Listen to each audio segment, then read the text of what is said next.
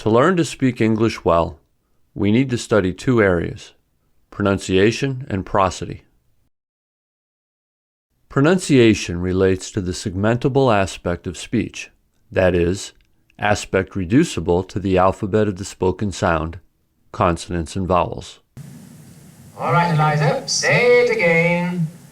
The rain in Spain stays mainly in the plain.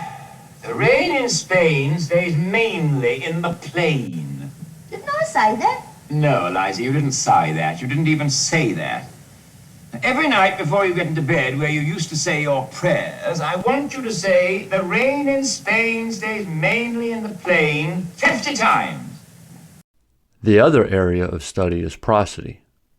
Prosody is concerned with the suprasegmental aspects of speech, properties irreducible to consonants and vowels.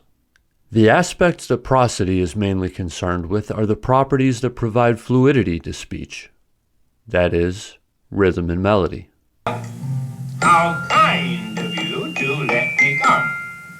How kind of you to let me No, come. kind of you, kind of you, kind. How kind of you to let me come. How kind of you to let me come. No. As we tried to understand what makes English speech fluent, we discovered two characteristics of English language. English is a stress-timed language and an intonation language. The fact that English is a stress-timed language provides English with its rhythm. Rhythm is involved with naturalness in speech.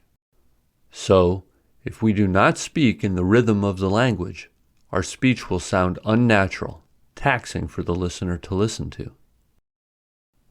And the fact that English is an intonation language provides English with its melody. In English, intonation is used to make meaning clear. So, if we do not use correct intonation, our speech will be confusing to the listener. Viewed in this way, learning the rhythm and melody of English, i.e., English prosody, is an inherent aspect of sounding natural and intelligible when we speak in English.